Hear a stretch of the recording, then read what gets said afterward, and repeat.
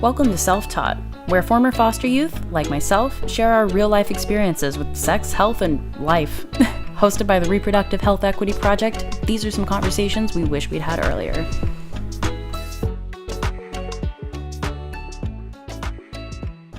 Hey, anybody who's listening to us, today I get to talk to Brandy about basically every birth control we can think of. We hope that you'll walk away just feeling knowledgeable and empowered to advocate for the birth control that you need. The bottom line is it's not about right or wrong. It's just about what works best for you. Brandy, I'm so glad that you came to be with us today.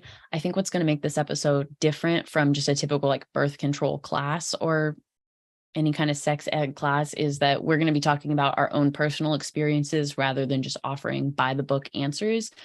And I wanted to ask you, well, we'll talk about your total journey to find the right birth control for you, but I wanted to start by asking, where have you landed today and what works best for you now? Yeah, so I've been using different birth control methods since I was 19. And just last year, I'm 25 for reference of time, I found the one that works best for me. And right now I'm on the depot shot, which is ironic because I'm scared of shots, but it's working. Face those fears. Cool. What do you like best about that method? I really like that I don't have to think about it. Like with the birth control pills, I was struggling a lot remembering to take them every day, like at the same time every day. Yep. And I only have to go in once every 3 months to get a shot. And it's like 10 minutes in and out. I don't have to think about it. That's awesome. Yeah, I know for a lot of people, the shot just does not work well for them. So it's just kind of, you got to trial and error. What other kinds of things have you tried that didn't really work out for you? I've tried so many birth controls. I really wanted the IUD to work for me, but it fell out twice. I ended up having to sign up for Family Pack through Planned Parenthood because Medi-Cal wouldn't let me get it a second time within the same year. I also tried I think it's called the patch. It kind of looks like a Band-Aid or something. I just felt uncomfortable with it. I guess there was nothing wrong. I just felt like it was going to come off. And then I've also tried the birth control pills. I tried the NuvaRing, which worked for a little bit, but I like skipping my period. And it started giving me migraines, I think because of the hormones. Yes. And I don't like condoms, so I haven't really tried them. But with female condoms, I kind of wish I tried them because I wasn't aware that you could get STIs from oral. And I didn't know about dental dams or anything until it was kind of too late and I was at Planned Parenthood. But yeah. Dang, that's rough. I mean, you think that the information is all out there, but it's obviously not, Yeah, I just wanted to go back to where you were talking about the NuvaRing. I really liked the NuvaRing personally, but I don't use it anymore for the same thing, hormonal just gives me migraines. And then I went to my doctor worried about that. And then they were saying that I guess I'm at a risk for a blood clot or something. The migraines are a sign of something terrible. So they were like, nope, stop right away. So I was like, well, that's awesome. I love that we have so many good options. Yeah. And then, of course, with the pills, a lot of people don't like the pills because you got to take them every day, or the ones that they switched me to so I wouldn't get migraines. It's the same time every day. It's just so easy to get your whole cycle screwed up and all that stuff. When you look at that well-known chart that tells you most to least effective birth control, what it doesn't really highlight is why there's most to least effective. And the important thing to know is how to properly use each birth control so that you can avoid making a mistake. So the things that are easier to make a mistake with, like the pull-out method, is going to be farther down on that list versus the shot that, Brandy, you just get one shot and you're good to go for a while. It's pretty hard to, make a mistake there. I'm blessed that my Planned Parenthood that I've been going to since I was 19, they're very informative. They tell me everything I need to know. And they would tell me about the user error for the different types of birth control. But I didn't think about it that hard until I stopped taking birth control. And I was like, let me try the pull-out method. And then I started getting nervous. I was like, I don't think the pull-out method's working. And so I went to go get birth control. And to my surprise, I was 1 week pregnant when I went to go get the depot shot. And I was like, oh my God, what am I going to do? And now I'm like, with the depot shot, they're like, yeah, you have to come in between this like time period. I'm like, yeah, I'm coming the first day. I don't want to mess up. Um, but yeah, like when you switch, I think for most of them, it's like a week Mhm. that you have to wait to have sex. And they're like, oh, we recommend using condoms. But in my head, I'm just like, okay, I'm not going to have sex for a week because I'm too scared. Oh, and that's what works for you. So, and I mean, there's user error with condoms too. That's a lot of people maybe don't know like that you're supposed to leave a little pocket at the end or, lots of stuff. Yeah, I'm glad that you brought that up. I personally use the pull-out method, but I don't recommend it because it's obviously there's a lot of user error involved. And if you don't really know what you're doing, and maybe even if you do, like there's a lot of risk. So for me, that's what works best for me, just because I understand the ins and outs. I know that the big part of the risk is if you're having sex like twice in a 24-hour period, what can happen is there can still be some sperm left over that can come out in the pre-cum. So yeah, a lot of people don't know. I know, a little TMI, but because I'm aware of that and my partner is aware of that, we can kind of work with that. And then you also have to consider, is your partner gonna be able to pull out in time? Like, I've never had a penis, so I really have no idea how difficult that is to time, but I would imagine it's not easy. Yeah, so that works for me. I've had a long-term partner and I'm doing pretty okay in life, so I'm not trying for one, but if it happened, I would be ready for it. So it's a risk I'm willing to take. I've had one long-term partner. We've both been tested. So I know as far as STIs go, I'm in the clear. I mean, I really trust my partner. So as far as pregnancy goes, I know what risks I'm taking, and I know that I'm pretty safe as far as any STIs, which are really the number one reason why people promote condoms so much, even though obviously a lot of people don't love them. But I do think they're the number one thing that protects against STIs. That and dental dams, good to know about, right? I also wanted to ask you, when you were saying that you found out that you were 1 week pregnant, is that too far along to get the Plan B pill? Yeah, it was too far along, but Mm. luckily, like an early term abortion is also a pill, which I had no idea. So it worked out, but yeah, I was kind of bummed I couldn't take a Plan B. Yeah, a lot of people don't know that they're not the same thing, not an abortion pill. Um, yeah, have you ever had any experience with the Plan B pill? Yeah, I've taken the Plan B pill twice. For me personally, I'm not the biggest fan of the side effects it gave me. It gave me like Absolutely. a super period, basically. Yeah. I was bleeding for like 2 weeks. But it was worth it because I don't have a child. But yeah, I got it for free from Planned Parenthood. I just called them and I was like, I need a Plan B pill really bad. And they let me come the next morning both times. Mm. But I also know you can buy it at like Walmart and CVS and stuff. I was like, do I want it for free or for $50? Yeah. I mean, if they weren't able to get you in the next day, it might be worth it to shell out the cash for it. But that would be my plan A for Plan B. And Brandy, I know that one thing that was important to you is for a long time you knew that you wanted to try sterilization. What was that like for you? So I feel like I've known like since high school that I wanted to be sterilized. I would not be a good parent. Just seeing a child, it brings up some kind of anger in me. I'm like, I could never. Um, but yeah, so obviously when I was younger, they're like, no. And then even when I first moved here, as much as I love my Planned Parenthood, they were like, oh, are you sure? And I'm just like, what do you mean am I sure? But then after I had to have an abortion, like they were like all on board because they're like, oh yeah, she's sure. You sure? Aw. Yeah. But I didn't really know that it was like a surgery, basically. I don't know why. It seems like pretty obvious, I guess, that's a surgery.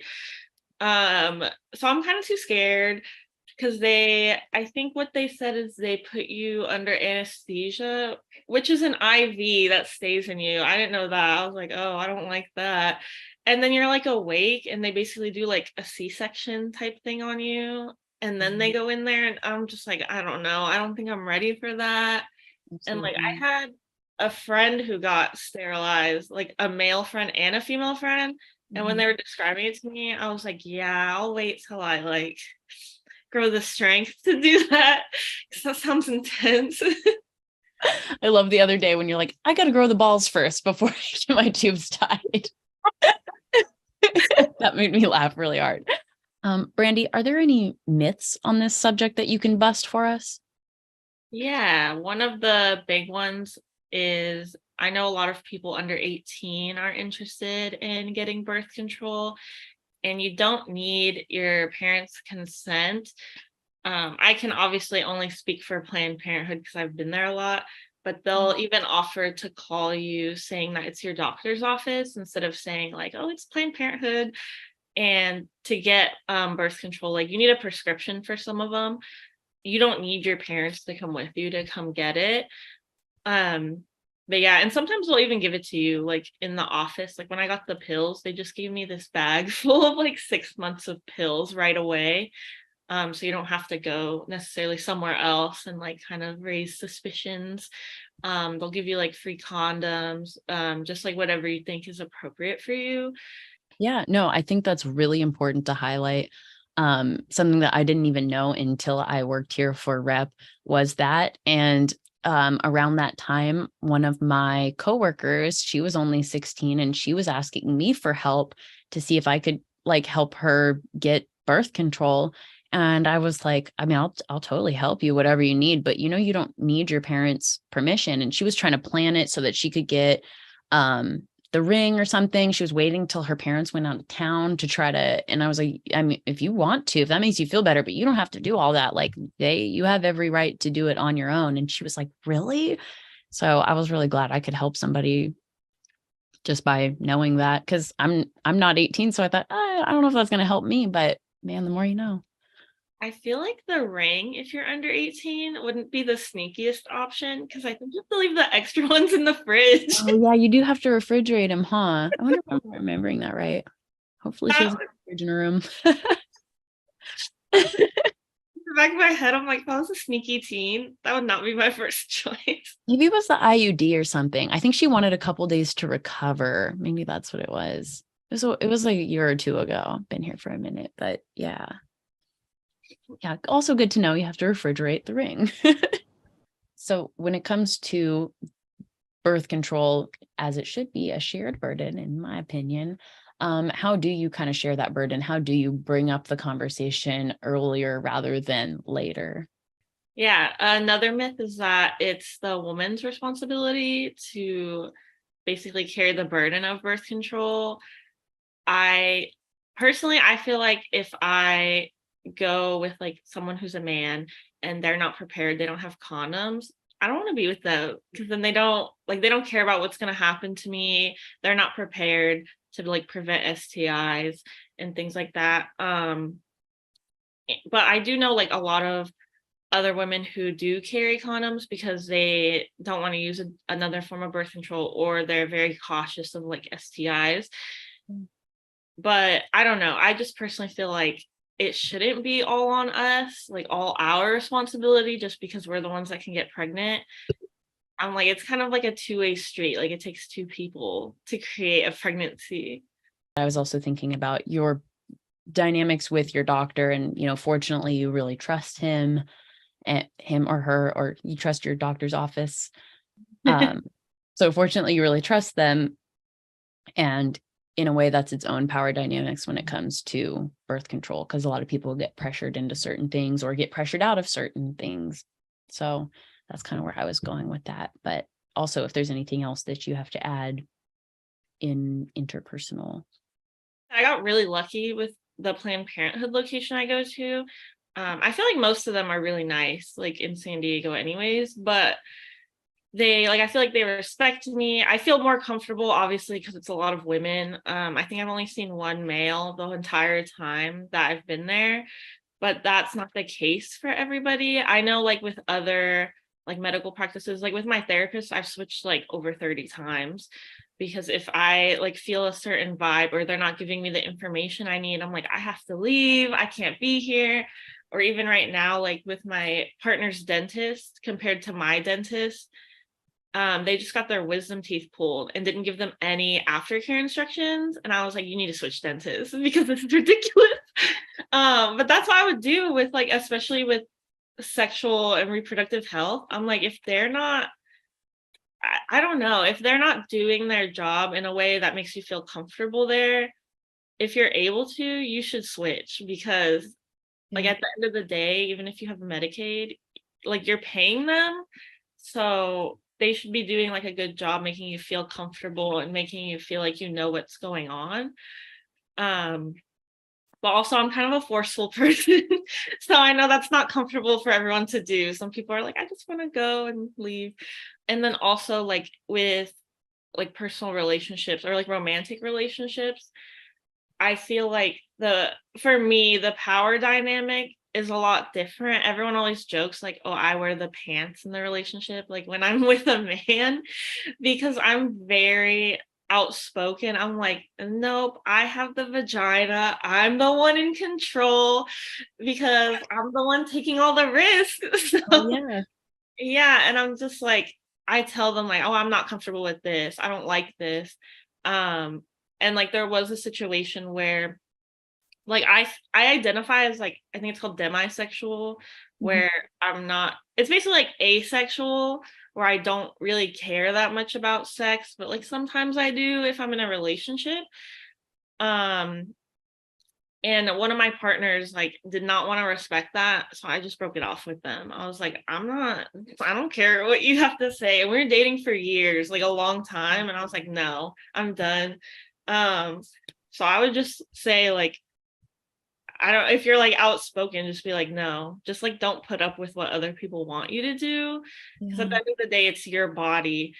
Um, and you're like, especially if you're like a woman, or woman identifying, it's like you're the one putting up with so much risk. So like why stay with someone who doesn't care? Yeah, I know personally, I always feel like the doctor is like my boss or something. Like I definitely always feel like they have some power. So, I mean, even for me, that's not really outspoken in that kind of scenario. You could always say something to just kind of like get out the door, like, I think I'm going to think about it, or maybe next time or something. And, just switch doctors. If they're a good doctor too, like they want to know that it's a good fit. Same with like, they always say this with therapists, you got to date around and find the right one that's right for you, because that's what the therapist wants to, or the doctor should want, is like, I want to make sure this is a good match. It's not necessarily good or bad, just a good match.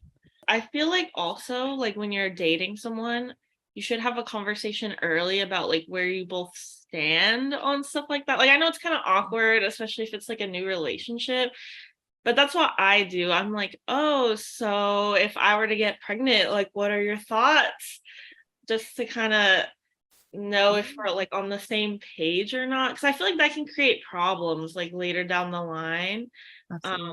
Yeah, I don't know. Like I tried to date someone who wanted kids, but I was like, I really do not. So I don't think this is gonna work, even though we were like 19 or like 20 or something.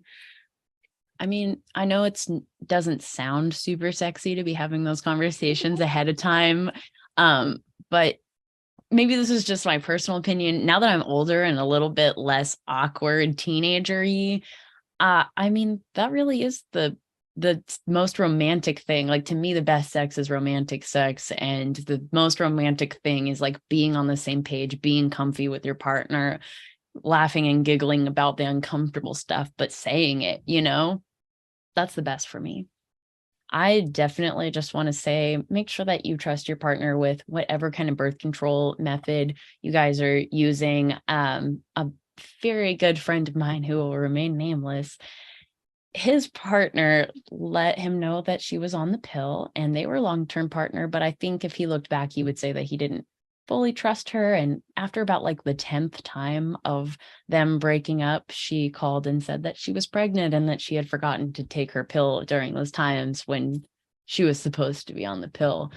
So yeah, now they're married and have kids. And so if that's something that you're not ready for, just, I don't want to scare people, but just, make sure that you really trust your partner, because he could have just very easily been like, I'd be a lot more comfortable if we just use a condom this time. Mhm. We've talked about pretty much, I want to say like almost every birth control method that I know of. The shot, which works great for you, but not for everybody.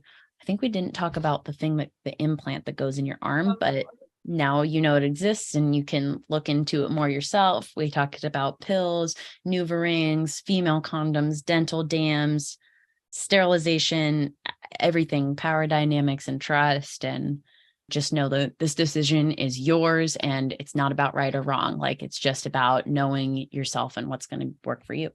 I think we've covered just about everything. And if you're listening to this and there's something we didn't cover, let us know.